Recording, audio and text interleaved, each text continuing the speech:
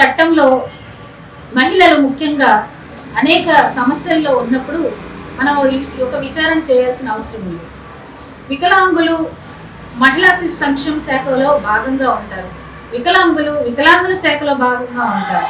కానీ వికలాంగులైనటువంటి వారు ఏ శాఖకి వెళ్ళినా కూడా మీకు వికలాంగుల శాఖే అంటారు, మీరు మహిళా శాఖలో రాదంటారు. వికలాంగులైన కళాకారులకు సంబంధించిన శాఖకి వెళ్తే వాళ్ళు మీరు మా శాఖకు సంబంధం ఉండదమ్మా అంటారు. ఇలాగ ఏ శాఖలోకి వెళ్ళినా సరే వికలాంగుల్ని మళ్ళీ వికలాంగుల శాఖకే పంపించడం జరుగుతుంది. కానీ వికలాంగుల శాఖలో కూడా ఏమీ ఉపయోగం ఉండడం లేదు. అప్పుడు ఈ చట్టాలన్నీ, ఈ వికలాంగుల చట్టము, సమానత్వము, మాకు కల్పించిన హక్కులు ఇవన్నీ కూడా చాలా డైల్యూట్ అయిపోతున్నాయి. పట్టించుకోకుండా ఒక రకమైన నిరాశ అయిపోతుంది. ఇలాంటప్పుడు దివ్యాంగుల్లో కూడా, వికలాంగుల్లో మంచి క్రీడాకారులు ఉన్నారు, అంతర్జాతీయంగా వెళ్ళి బాగా కష్టపడి వాళ్ళు ఆడుతున్నారు, గొప్ప గొప్ప పథకాలు సంపాదిస్తున్నారు. జాతీయ స్థాయిలో కళాకారులు ఉన్నారు, తర్వాత జాతీయ స్థాయిలో పనిచేసే సామాజికవేత్తలు ఉన్నారు.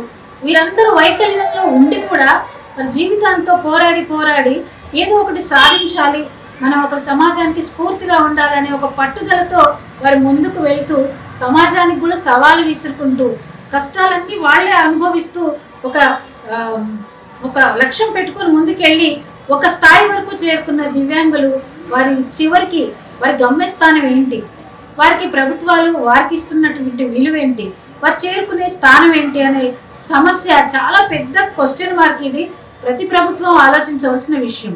ఇవాళ కేంద్ర ప్రభుత్వం దగ్గరికి వెళ్తే వాళ్ళు కొంతమందికి గుర్తింపునిచ్చి వారికి ఒక అవార్డులు ఇస్తున్నారు, జాతీయ పురస్కారాలు అంటున్నారు. మహిళలు ముఖ్యంగా దివ్యాంగులైన మహిళలకి ఇన్ని రకాలైనటువంటి వివిధ కళాకారులు ఉన్నారు, వివిధ రకాలైనటువంటి మహిళా మూర్తులు ఉన్నారు. చాలా మంది ఆ ఒక్క రోజుకు తప్ప ఆ తర్వాత ఎక్కడ కనిపించకుండా కనుమరుగైపోతున్నారు, ఎవరు పట్టించుకోవట్లేదు లిటరల్గా. సో నేనేమంటున్నా అంటే ప్రభుత్వాలు అలా ముందుకెళ్తున్న వారిని పట్టించుకొని వారికి ఒక ఉద్యోగం కల్పించడమా, లేదంటే వారికి ఒక ఇల్లు కల్పించడమా, వారికి ఒక భూమి ఇవ్వడమా, చట్టాల్లో ఎన్నికల ముందుకు వెళ్ళినప్పుడు మీరు రాజ్యాంగ పరంగా ఎన్నికలకు వెళ్తున్నాం అంటున్నారు, చట్టపరంగా ఎన్నో చర్యలు చేస్తున్నాం అంటున్నారు, మేనిఫెస్టోలు ఎన్నో కార్యక్రమాలు పెడుతున్నారు.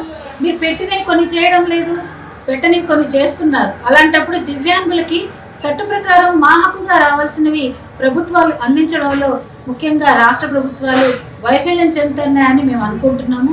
దయచేసి ప్రభుత్వాలు, ముఖ్యంగా రాష్ట్ర ప్రభుత్వాలు ఈ మహిళా దివ్యాంగులు వారి యొక్క కళలు ముందుకు తీసుకుంటున్న పద్ధతి కానీ, తర్వాత వారి క్రీడల్లో చూపిస్తున్న స్ఫూర్తిదాయకమైనటువంటి వారిని కానీ, వారిని సమాజానికి ఒక స్ఫూర్తిగా చూపించే ప్రయత్నం మీరే చేయాలి. ఎందుకంటే అలసిపోయి పరిగెత్తి సామాన్యులతో కూడా పోటీ పడి ముందుకెళ్తున్న సమయంలో తిరిగి మేము ఆ పథకాలు తీసుకొని వెనక్కి వచ్చిన సమయంలో రాష్ట్ర ప్రభుత్వం గుర్తించకపోవడం, అలా వెళ్ళిన వాళ్ళ డేటా కూడా మీ దగ్గర లేకపోవడం అనేది నేను చాలాసార్లు గమనించాను. చాలా బాధపడ్డ సందర్భాలు ఉన్నాయి.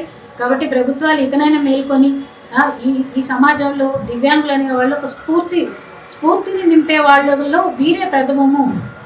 మీరు సంక్షేమం అందించవలసిన వాళ్ళల్లో వీళ్ళే ప్రథములు.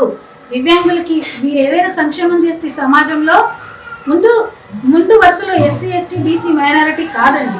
వాళ్ళందరికీ కాళ్ళు చేతులు ఉన్నాయి, కనీసం బెగ్గింగ్ అయినా వెళ్ళి చేసుకోగలుగుతారు. కానీ దివ్యాంగులు ఉన్న చోట నుంచి కదలలేదు, అయినా కదలలేకుండా కదిలిస్తున్నారు.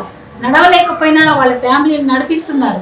చూడలేకపోయినా సరే అందులో ఎంతో మందికి దిక్సూచిగా మారుతున్నారు.